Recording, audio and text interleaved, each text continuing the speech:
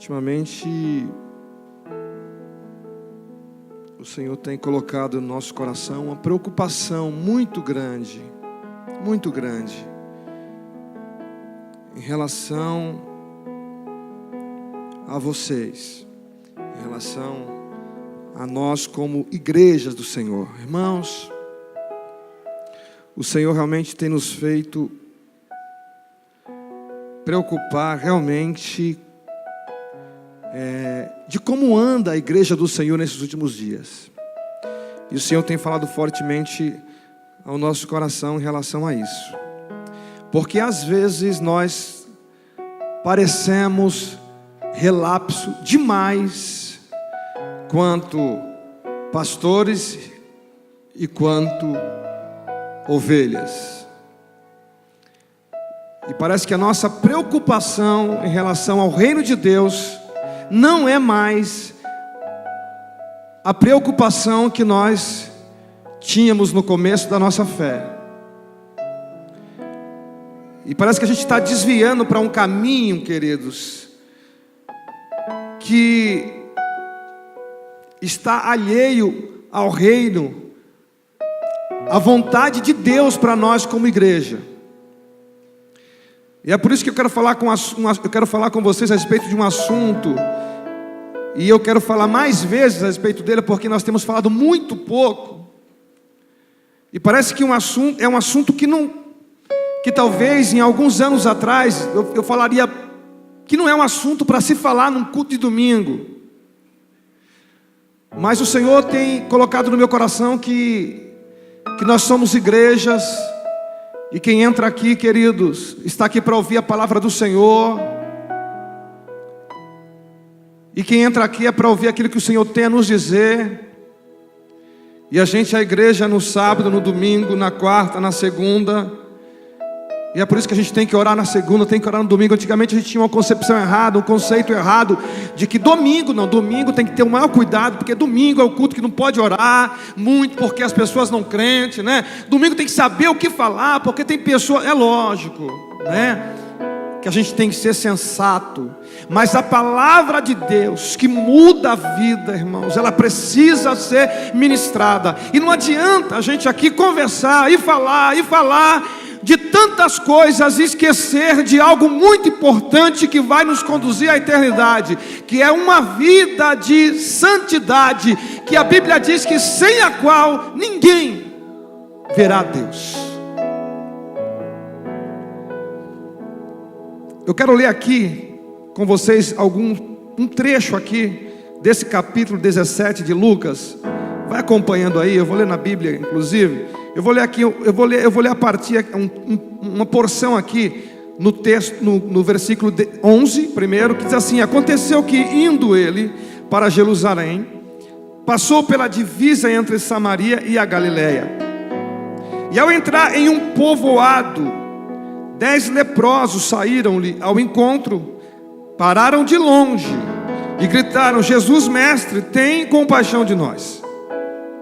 E logo que os viu, ele lhe disse: ide e mostrai-vos ao sacerdote. E aconteceu que enquanto iam, ficaram purificados. Um deles, vendo que fora curado, voltou glorificando a Deus em alta voz. Vamos para o versículo 26, que diz assim, como aconteceu nos dias de Noé, também acontecerá nos dias do Filho do Homem. Comiam, bebiam, casavam e davam-se em casamento, até o dia em que Noé entrou na arca, e veio o dilúvio e destruiu a todos.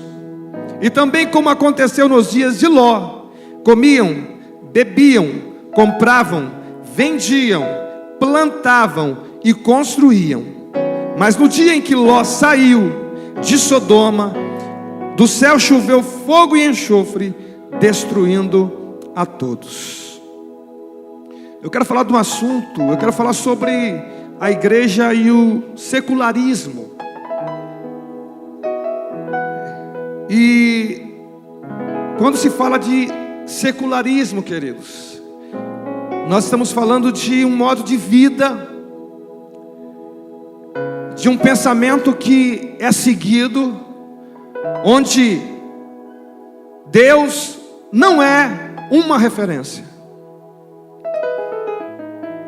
O secularismo político, ele separa a religião do Estado. É o secularismo que exclui elementos religiosos das escolas, né, dos ambientes públicos. E o secularismo, ele está nos moldando. E ele nos molda nos padrões do mundo. E você vai entender isso no decorrer da mensagem. E o secularismo nos faz perder a identidade como igreja. Por quê? Porque o secularismo não é capaz de ver, reconhecer o sobrenatural de Deus. E para você entender mais ou menos, quando nós evangelizamos o mundo, queridos, a sociedade, quando o mundo ele é evangelizado, os valores de Cristo passam a estar impresso no mundo. Mas quando a igreja ela é secularizada, os valores do mundo passam a se tornar impresso na igreja. E quando a gente fala sobre secularismo, queridos, e nesse texto aqui que nós lemos aqui, o secularismo é a maior evidência da proximidade da vinda de Jesus. Quem crê que Jesus está voltando? Jesus está voltando, queridos. Jesus está voltando. E aí o texto diz: assim como foi nos dias de Noé, assim será nos dias do Filho do Homem. Agora, o que acontecia nos dias de Noé, irmãos, que se assemelha aos nossos dias de hoje? A Bíblia diz que eles comiam, que eles bebiam, que eles casavam e davam-se em casamento. O homem se preocupando consigo mesmo. Olha só, aí o texto diz, 400 anos depois de Noé, o texto fala a respeito de Ló. E o texto diz que as coisas, que o cenário continuava o mesmo ainda depois de 400 anos. E depois de 400 anos, com Ló, o povo continuava ainda. Comiam, bebiam, compravam, vendiam, plantavam e construíam. E mais uma vez o homem continuava se preocupando consigo mesmo. É um assunto que parece meio maçante, mas ele é interessante. Eu quero que você preste bem atenção nesses poucos minutos. E uma das vertentes do secularismo, irmãos, é o pragmatismo. E sabe o que é o pragmático? O pragmático, irmãos, ele é o prático, é o costumeiro. O pragmático, ele busca a solução imediata. Para o pragmático, o fim justifica os meios. Então, o que quer dizer? O importante é resultado rápido. Agora deixa eu falar uma coisa para vocês aqui. A igreja de Cristo tem sido grandemente influenciada por esses conceitos. E aí deixa eu falar uma coisa para vocês. Alguns anos atrás, quando nós falávamos de mundo dentro da igreja, o que é que nós falávamos? O mundo dentro da igreja para nós, irmãos, foi quando entrou a bateria na igreja. Quem lembra de quando entrou a bateria na igreja? Quando colocou a bateria na igreja, irmãos, era coisa de endemoniado, de gente demoniada, de gente... Bateria na igreja, coisa do cão. E cadê o Jesus Fabiano? Graças a Deus, querido. Irmãos, bateria na igreja era mundo. Guitarra, irmão, guitarra na igreja era um mundo dentro da igreja.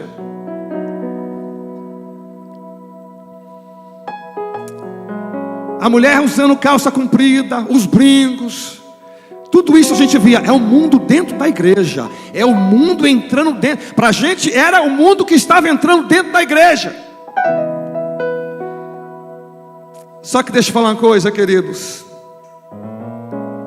Depois a bateria continuou, a guitarra continuou, e as coisas foram indo, e a gente percebeu que a bateria não era o mundo dentro da igreja. A bateria é um instrumento de adoração, que nas mãos de um músico ungido de Deus é uma bênção.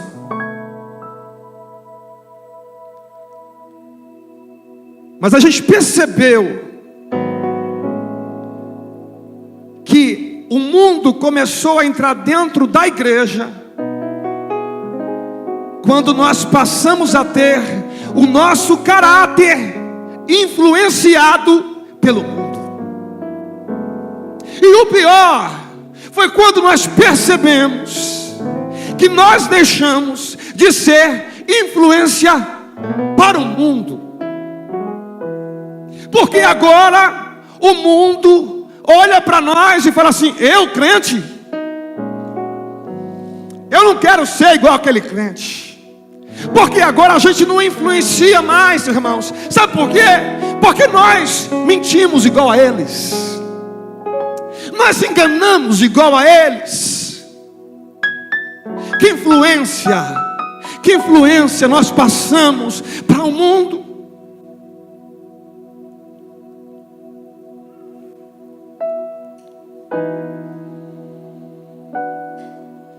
E aí a gente vê as igrejas enchendo, e o pragmatismo diz que não tem problema, porque se está dando certo, pastor Paulo, é porque é a vontade de Deus. Se está funcionando, é porque é a vontade de Deus. Só que a vontade de Deus já não é mais absoluta na igreja. Porque se a vontade de Deus fosse absoluta, muita gente boa que não está aqui hoje estaria. Porque hoje prevaleceu a vontade própria de muita gente. Muita gente decidiu não estar aqui hoje. Foi uma escolha. Alguns com motivos justos, alguns outros não. Porque a vontade de Deus não é mais absoluta na nossa vida. A presença santa de Deus, e é muito sério o que eu quero dizer para vocês aqui. A presença santa de Deus não dita mais as regras.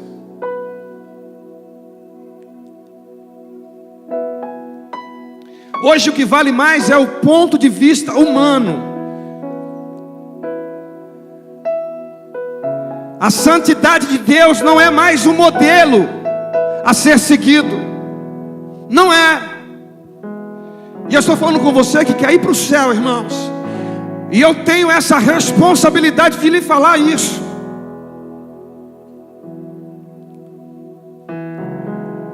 Porque agora é normal que nós sigamos os padrões do mundo. Agora os padrões que nós seguimos são os padrões do mundo.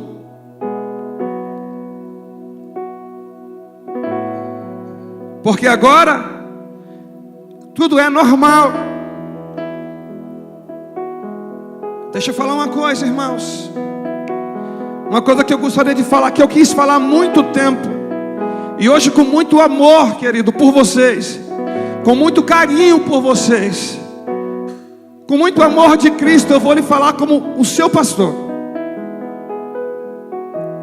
Os nossos padrões não são mais os mesmos. E vocês querem ver? um exemplo. Casamento cristão. Hoje, qual a diferença da cerimônia de casamento de dois jovens cristãos para outros jovens sem nenhum princípio bíblico? Qual é a diferença? Alguém pode me falar um aqui? Não existe diferença nenhuma. Sabe por quê? Porque o que tem em um, tem no outro. Sim ou não? Sim ou não? A pista de dança existente no casamento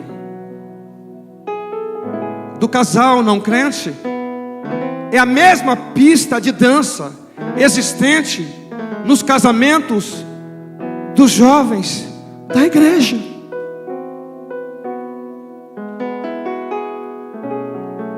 As músicas tocadas nos casamentos daqueles jovens que não têm princípios cristãos são as mesmas músicas tocadas no casamento, na cerimônia do casamento dos nossos jovens cristãos.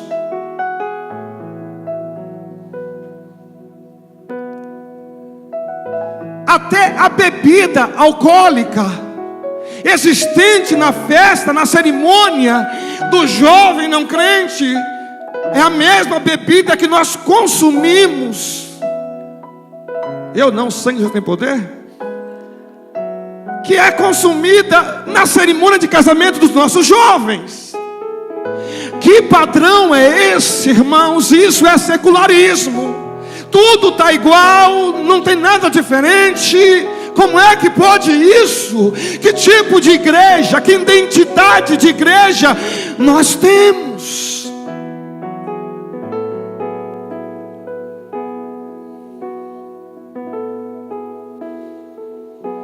Nós nos tornamos um mercado, irmãos.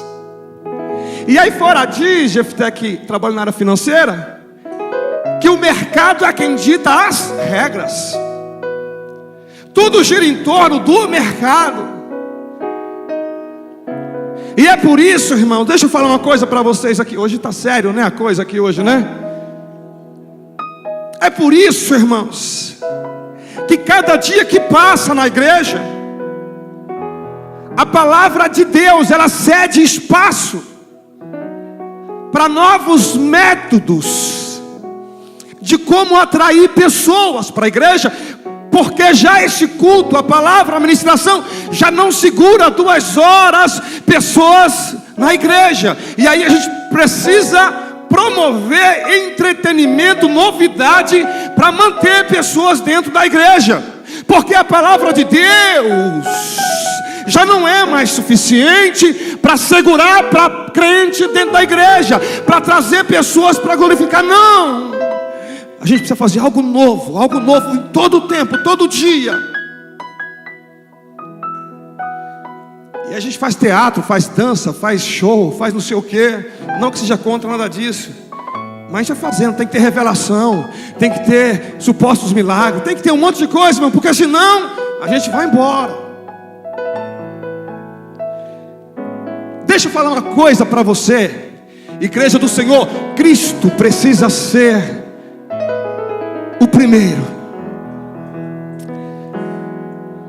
em nossas vidas, irmãos. Presta atenção.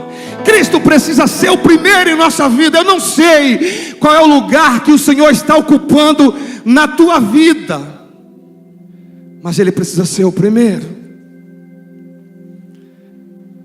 Quando Jesus ele entra na cidade, vindo para Jerusalém, ele entra aqui nesse vilarejo. 10 leprosos saem ao encontro. À distância, os leprosos diga: Senhor, eles dizem: Senhor, tenha misericórdia de nós, tenha piedade de nós. Irmãos, presta atenção numa coisa. Jesus, cheio de misericórdia, de longe, ele não se aproxima e ele fala para aqueles leprosos: vai lá, vai se apresentar lá para o sacerdote. Irmãos, pensa em 10 leprosos crentes. Pensem em 10 leprosos crentes, irmãos. Com uma ressalva: que crente não significa salvo. Irmãos,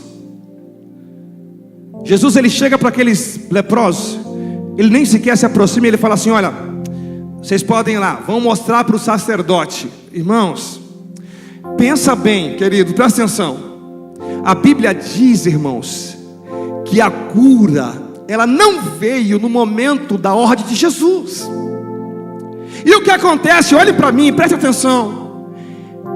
Quando eles pedem para que o Senhor tenha piedade deles, e Jesus diz: vá lá ao sacerdote, eles começam a andar. Eles começam a andar procurando. Eles iam chegar até onde estava o templo, o sacerdote, irmãos.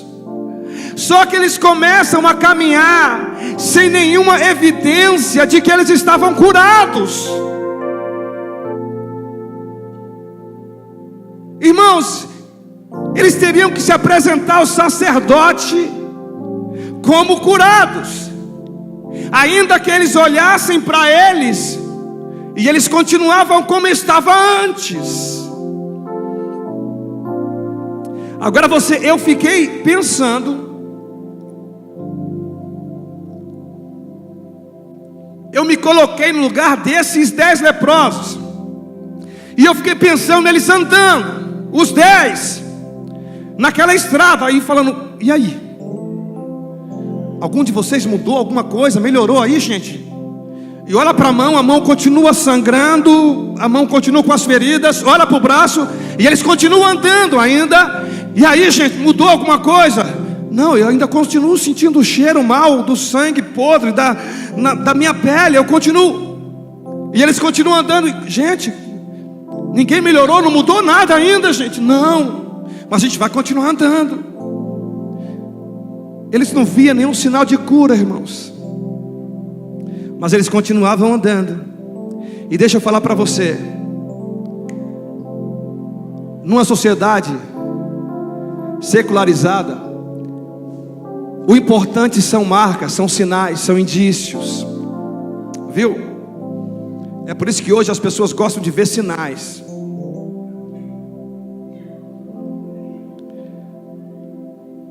Mas a verdadeira igreja do Senhor não precisa de sinais para caminhar, não precisa de movimentos extraordinários.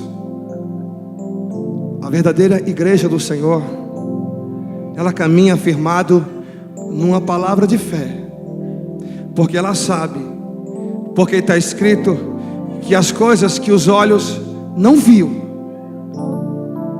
e o ouvido não ouviu e não subiram ao coração, são as que Deus preparou para aqueles que o amam. Oh, irmãos, a igreja não caminha através de sinais. A igreja não. O povo sim. De repente, presta atenção, de repente eles olham: estamos curados. Estamos curados. Irmãos, quando eles percebem que eles estão curados, dos 10 leprosos, 9 diz assim: glória a Deus, vamos agora continuar, e nós vamos para o sacerdote. Sabe por quê? Porque eu preciso ir lá consolidar a minha cura. Eu preciso lá, porque o sacerdote é quem vai oficializar a minha cura. É ele que libera o meu acesso livre, é ele que vai dizer que eu estou curado. Então, eu preciso ir para lá. Para aqueles homens, querido, para aqueles 9, o benefício da cura já era o suficiente. Eles não queriam ser salvos. Não. O benefício da cura já era para eles o suficiente, irmãos. É por isso que nós vemos uma multidão de pessoas caminhando para alguns lugares aí, porque o que interessa é o benefício da cura.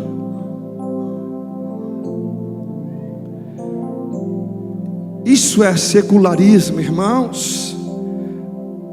Porque para aqueles 9 o importante era a formalidade. Eles queriam ir lá no templo e eles virem ali no templo o cerimonial agora da cura deles. Isso era importante para eles. Mas para um leproso, oh irmãos, será que é esse percentual na igreja hoje? Mas apenas um leproso.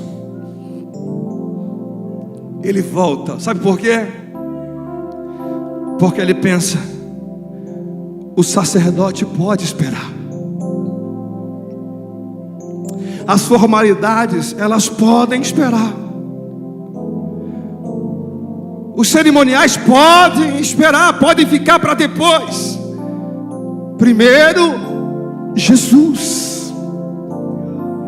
Primeiro Jesus. Eu preciso voltar, irmãos. E essa coisa de voltar, irmãos, e ele volta, e é difícil voltar no meio do caminho. Ele fala: não, eu preciso voltar primeiro. E aí ele volta primeiro e vai lá aos pés de Jesus, agradece, se prostra. E Jesus fala: só você é?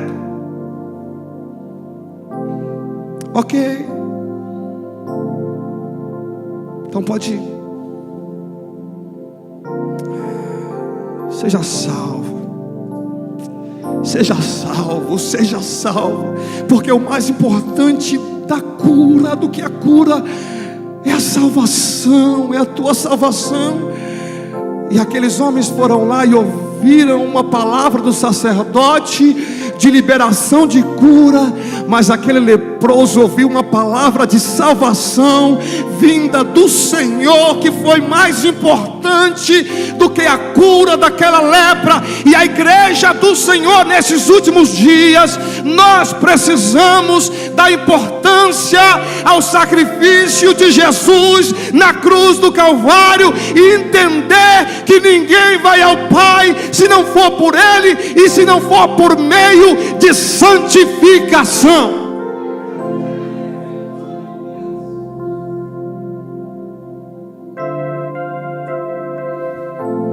Mas a gente quer coisa rápida, oh irmãos,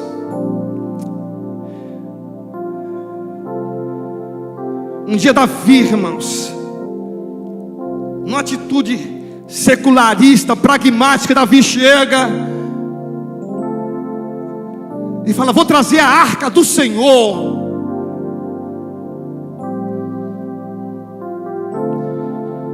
E aí ele resolve.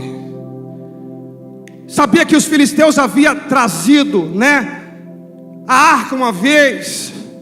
E aí o que ele faz? Eu vou trazer a arca agora. Só que Davi, irmãos, ele quer trazer a arca de uma forma, porque às vezes a forma de Deus é muito complicada, viu, irmãos? Às vezes a forma de Deus é complicada, e existem caminhos muito mais fáceis, e a gente acaba optando por esses caminhos. E Davi sabia das instruções que tinha, mas aí ele fala: não, vou fazer um carro novo. E às vezes a gente acha que carro novo é suficiente. Às vezes a gente acha que algum tipo de sacrifício já é suficiente. Às vezes a gente acha, irmãos, que pertencer a um ministério da igreja, ter uma função, ser um presbítero, ser um pastor, ser um líder de ministério, participar de algo na igreja é suficiente. Presta atenção, irmãos, isso é carro novo, não é suficiente para trazer a arca da aliança. Precisa de comprometimento com Ele, santidade, levar Deus a sério, irmãos. Muita gente boa que não leva mais Deus a sério, estão levando de qualquer jeito, cristão de qualquer jeito, irmãos, cristão moldados pelo padrão do mundo.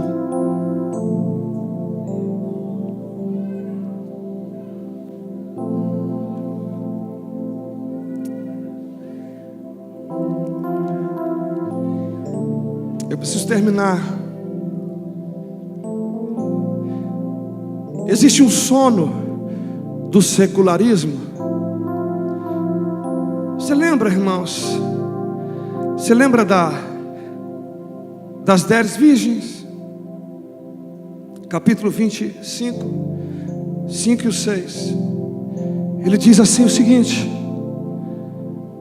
que tardando, presta atenção nisso, já termino 5, 10 minutos no máximo. Que tardando o esposo,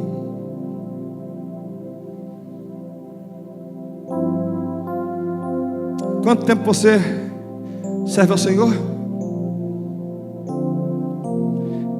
Tardando o esposo, tosquenejaram todas e adormeceram. Você sabe o que é tosquenejar? Quem sabe o que é tosquenejar aqui? Tosquenejar, irmãos, é um estado antes do sono profundo. Tosquenejar é cochilar. Tosquenejar é quando você está na condução e você... Isso é tosquenejar. E aí deixa eu falar para você, tosquenejar é uma etapa antes do sono profundo. Tem alguém tosquenejando aqui hoje? Não? Aqui não. Se tiver, cutuca ele aí. Irmãos,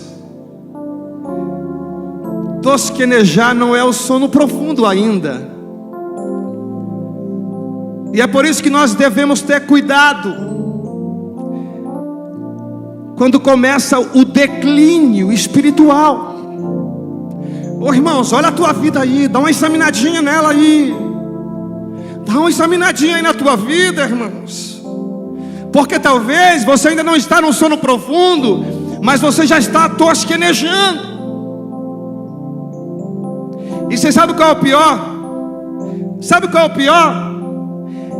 Que ninguém admite que está tosquenejando. Já perguntou para alguém que está assistindo, está dormindo? Não, estou dormindo não. Não é assim, né? Já perguntou para alguém cochilando? Está assim, ó, está dormindo, rapaz? Não, estou dormindo não. Porque quem tosqueneja não admite que está tosquenejando. Então, irmãos, nós estamos envolvidos com essa secularidade, achando que está tudo normal na igreja. O oba-oba, tranquilo, bacana, luz, escuro. Oh, que maravilha, está tudo bem, nada. Nós precisamos de santidade, de compromisso com Deus, levar a Deus a sério, buscar ao Senhor de verdade, clamar a Ele, priorizar a Ele, irmãos. Não está nada bom não.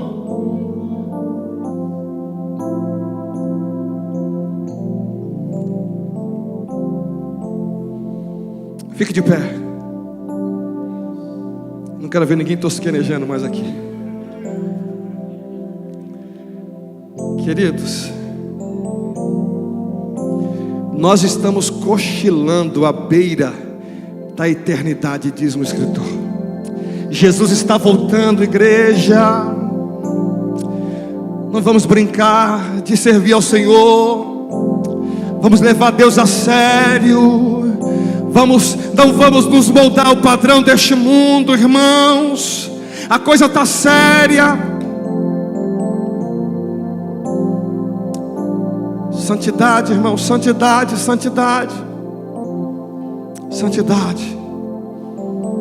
O pecado está aí, queridos, batendo na sua porta. Vamos viver uma vida de santidade na presença do Senhor. De santidade, irmãos. Oh, aleluia. Porque senão, queridos, eu não sei o momento, eu não sei a hora, mas muito em breve, porque é o que nós estamos vendo neste mundo, irmãos.